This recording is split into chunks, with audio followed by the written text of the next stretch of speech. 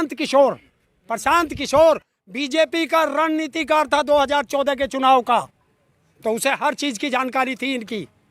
उसने 1 महीना पहले बता दिया था कि बीजेपी अगर बंगाल में 100 सीट से ऊपर जीतती है तो सेना के जवानों पर हमला होगा, उनकी हत्या करानी पड़ेगी इसे।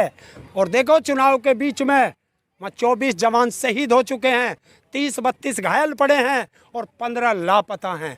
मोदी जवाब दे कि ये मोदी ने खाया या राजनाथ ने खाया या अमित शाह ने खाया या निर्मला सीतारमण ने खाया, और कौन खाएगा? महंत है, उनको ऐसी भाषा शोभा देती है क्या? है योगी जी महंत हैं, मठ में रहते हैं। अरे ये तो सबसे ज्यादा हो सके उस टाइम सुल्फे में दम मार लिया हो।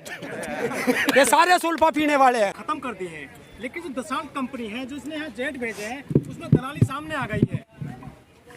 देखिए अभी तो एक ही रिपोर्ट आई है उसकी, अब भारत की कौन सी एजेंसी डूब के मरेगी, क्योंकि भारत की सारी एजेंसियों ने कहा था कि इसमें दलाली नहीं हुई। सुप्रीम कोर्ट ने भी उसमें जांच करवाने से रोक दिया था, तो अब कौन कौन इसमें फंसेंगे? हमने तो पहले ही कहा था, क्योंकि इसमें कोई बीच में दलाल नहीं था, सीधा भारत का प्रधानमंत्री डील कर रहा था।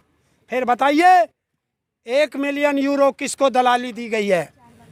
पहले ही ये जितना जो कहता है, ये कहता था ना खाऊंगा ना खाने दूंगा, अब सामने आ रहा है कि खाऊंगा भी और यारों को खिलाऊंगा भी। सर ये मामला सुप्रीम कोर्ट में गया था, वहां से क्लीन चिट मिल गई 2019 में इसको, तो अब कैसे एकदम सामने आया? ये वहाँ की जो, अरे तुम सोचते हो हमारे देश में जो दल्ले एजेंसी बैठी है बस वही बची है? वहाँ की एजेंसी उन्होंने जांच की है और उसकी 1 रिपोर्ट आ चुकी है, 2 रिपोर्ट अभी बाकी है, उनका भी खुलासा होगा और शायद वो तो नाम भी बता देंगी कि मोदी ने ली है या अमित शाह ने ली है या यहाँ के रक्षा मंत्री ने ली है तो या यहाँ के वित्त मंत्री ने ली है, किसने ली है सबका नाम आएगा उसमें। गोगोई जी राज्यसभा पहुंच गए हैं जिन्होंने इसमें जजमेंट दिया था इसमें। अरे यही तो सारा दुर्भाग्य है भारत का, कि भारत के जो न्यायपालिका थी, हर आदमी न्यायपालिका पे विश्वास करता था कि जब कहीं कोई न्याय नहीं मिलेगा कि आजा तुझे कोर्ट में भुगतूंगा। अब तो कोर्ट भी इनका गुलाम हो चुका है, ये साबित कर दिया गोगोई जी ने 2 महीने के अंदर अंदर राज्यसभा पहुंच करके। क्या सर ये पूरा जो मामला है, जो 22 जवान शहीद हुए हैं, उस मामले को दबाने के लिए इसको उठाया गया है? देखिए वो नहीं दबेगा, उसमें साफ हो चुका है कि उसमें बीजेपी के नेता पकड़े गए हैं। और बताएं कि वो जो प्रशांत किशोर बीजेपी का रणनीतिकार था 2014 के चुनाव का, तो उसे हर चीज़ की जानकारी थी इनकी। उसने 1 महीना पहले बता दिया था कि बीजेपी अगर बंगाल में 100 सीट से ऊपर जीतती है तो सेना के जवानों पर हमला होगा, उनकी हत्या करानी पड़ेगी इसे। और देखो चुनाव के बीच में 24 जवान शहीद हो चुके हैं, 30-32 घायल पड़े हैं और 15 लापता हैं। और ये तो ये बता रहे हैं, शायद और ज़्यादा भी हो सकते हैं। और उसमें एक वीडियो आई है, यहाँ का अनपढ़ जाहिल गवार मंत्री हर रेप में उस पर मुकदमा हो, वो हवाई जहाज़ों में घूमता है, हेलीकॉप्टरों में घूमता है और हमारे सेना के जवान घायल हो गए, ट्रैक्टर ट्रॉलियों से उन्हें हॉस्पिटल पहुँचाया। अगर वे ना मरे तो मर जाएंगे, उसमें हल हल के उनका सारा खून निकल जाएगा। यह है इस देश का दुर्भाग्य। लेकिन मोदी जी ने तो नोटबंदी करी कि नक्सली और आतंकवाद खत्म हो जाएगा। अरे नक्सली आतंकवाद खत्म कहाँ हो जाएगा, उसमें पकड़े ही बीजेपी के गए हैं। तो नक्सलियों ने नहीं किया यार। अरे नक्सलियों की मदद किसने की? बीजेपी ने, पकड़े गए हैं ना। भारत टाइम्स ने छापा है भाई, आप पढ़िए उसे। जो प्रशांत किशोर कह रहे थे पहले से, क्या उसे सही समझा जाए? भाई ये तो बिल्कुल सच है, क्योंकि वो इनका रणनीतिकार था। अरे अब वो कहीं भी हो, देखिए मैं जिस घर में रहता हूँ उस घर की मुझे सारी जानकारी है, चाहे मैं उस घर को छोड़ के दूसरे घर में चला जाऊं, लेकिन उस घर के हर मेंबर की, हर सदस्य की मानसिकता क्या है वो मैं जान चुका हूँ। गृह मंत्री कह रहे हैं कि बदला लिया जाएगा। बदला तो हर बार कहते हैं, ये तो तब भी कहते थे कि पाकिस्तान से 1 सर के बदले 10 सर लाएंगे, और रोज हमारे जवान पाकिस्तान बॉर्डर से लिपट के आ रहे हैं तिरंगे में। एयर स्ट्राइक की तो थी उन्होंने। उस एयर स्ट्राइक से हुआ क्या हुआ अरे वहाँ 500 मर गए हो, हमारा मरना बंद हुआ, हमारे बेटे तिरंगे में लिपटने बंद हुए। और जब तो क्या नोटबंदी से हुआ क्या? उन्हें ये उद्योगपतियों का फायदा किया कि तुम्हें जो है हजार हजार के नोट के लिए तुम्हें जो है 2 तिजोरी रखनी पड़ती थी। लो मैं 2000 का नोट चला देता हूँ, एक तिजोरी से ही काम चल जाएगा तुम्हारा। आप तो उद्योगपतियों की बात कर रहे हो। जब राफेल 2019 में मुद्दा राहुल गांधी ने संसद में उठाया था तो मजाक बनाई गई कि ये पप्पू क्या कह रहा है। ये मजाक नहीं होती है, ये बीजेपी की IT सेल की सोची समझी साजिश थी कि जो भी इसके बारे में बोलेगा उसको किसी को पप्पू कहो, किसी को आतंकवादी कहो, किसी को टुकड़े टुकड़े गैंग कहो, सबको दबा दो। ये चाल होती है राजनीतिक पार्टियों की। ऐसा तो नहीं कहीं बीच के जो लोग थे उन्हीं के पास पैसा आया हो, सरकार को पता ना। अरे मोदी के आया है। ये 2 सरकारों की बिल्कुल सीधी वो थी डील, इसमें कोई बिचौलिया नहीं था। मोदी इस डील में वो था। मोदी ने कहा था कि ये बिल्कुल गंगा की तरह पवित्र है, मैंने डील की है। तो मोदी जवाब दे कि ये मोदी ने खाया या राजनाथ ने खाया या अमित शाह ने खाया या निर्मला सीतारमन ने खाया, और कौन खाएगा? वो तो कहते हैं मैं फकीर हूँ, वो कैसे ले लेंगे दलाली? है फकीर बताते हैं खुद को वो तो। देखिए 8,500 करोड़ के हाथी में चलता है, 1 लाख 10 लाख का सूट पहनता है, 1 लाख का चश्मा पहनता है और 1.5 लाख का पेन रखता है और दिन में 10 ड्रेस बदलता है और कभी सींग लगा टोपा पहनता है तो कभी दाढ़ी बढ़ा के पहनता है। तो ये क्या है? फकीर ऐसे रहते हैं? ये फकीर होते हैं? राजा महाराजाओं से भी ये देश का किंग जोंग बनने की पूरी कोशिश कर रहा है। बच जाओ, आपके बच्चों को बिल्कुल तुम्हें जो है वो बना देगा, क्या बोलते हैं, फकीर भिखारी तुम्हारे बच्चों को बना देगा। अभी तो तुम्हें ये लग रहा है कि किसान फंस रहा है, किसान नहीं, SC ST OBC। जब तुम्हारे सरकारी नौकरियां रहेंगी नहीं तो आरक्षण क्या लेके झुनझुना बजाओगे? जब सारा देश बिक जाएगा क्या करोगे उस आरक्षण का?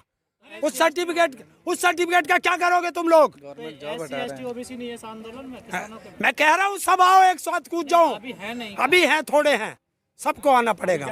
अभी जागरूक कम है। का जाट तो OBC में आवे तो फिर आइए। तो मर रहे हैं। अरे SC कहाँ जागा? आपने तो OBC मैं तो अरे सबका कह रहा हूँ, केंद्र में भी तो OBC है, वो भी आ जाओ। मैं तो सबके लिए कह रहा हूँ, मैं बिरादरीवाद पे नहीं जा रहा। जो आपने कहा भी अरे मैं सबके लिए कह रहा हूँ कि भाई जो तुम्हें का जाट भी OBC में आता तो वो। अरे उन्हें भी कह रहा हूँ, मैं तो सबको कह रहा हूँ, क्योंकि ये भी तो भटके पड़े थे।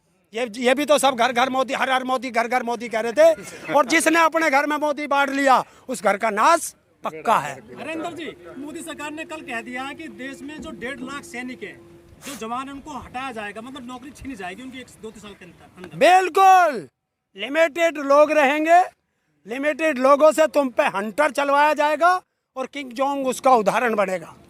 ये देख लेना, तानाशाही होगी पक्का। जब तुम्हारे बच्चे पढ़ लिख नहीं सकते, IAS तुम्हारा नहीं बन सकता, 450 लोगों को बैकडोर से IAS बनाया जा रहा है।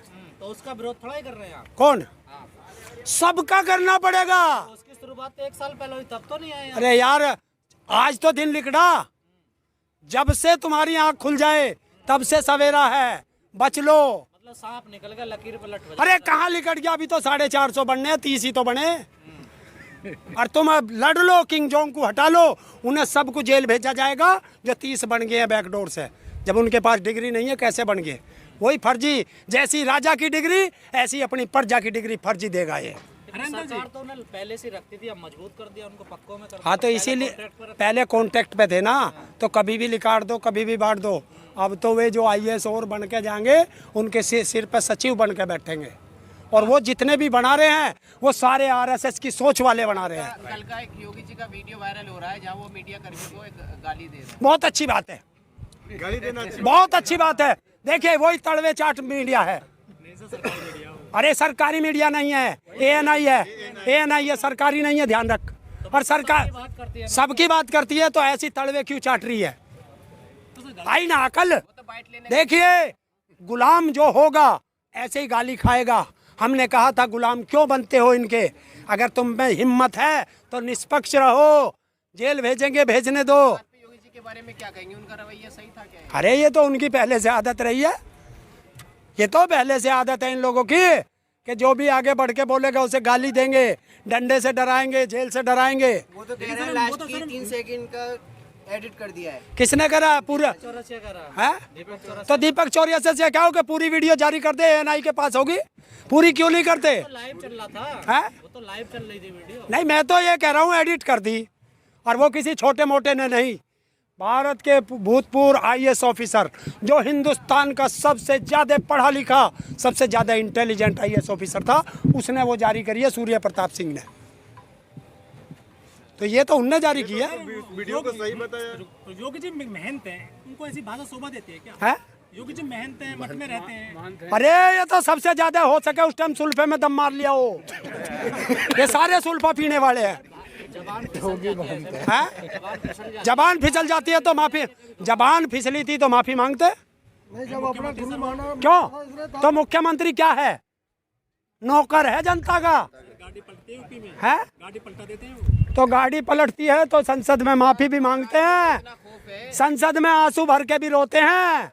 ये ध्यान कर लेना, ये परमानेंट कुर्सी नहीं है, कल को कोई और भी आएगा, फिर पता ना किसकी गाड़ी पलटेंगी। कह रहे हैं अपराधियों को इतना खौफ है यूपी में कि मुख्तार अंसारी आते हुए डर रहा है उत्तर प्रदेश में। अपराधियों को इतना भी खौफ नहीं है कि वहाँ पे जाकर यो है गोरखपुर, वहाँ हत्या, बागपत में हत्या, रोज ग्रेटर नोएडा में हत्या, रोज लूट, रोज बलात्कार, क्राइम प्रदेश है नंबर 1 उत्तर प्रदेश। कहते हैं कि यहाँ पे अपराधी जो जमीन छोड़ गए हैं। कौन सा फिर ये हत्याएं कौन कर रहा? बीजेपी वाले।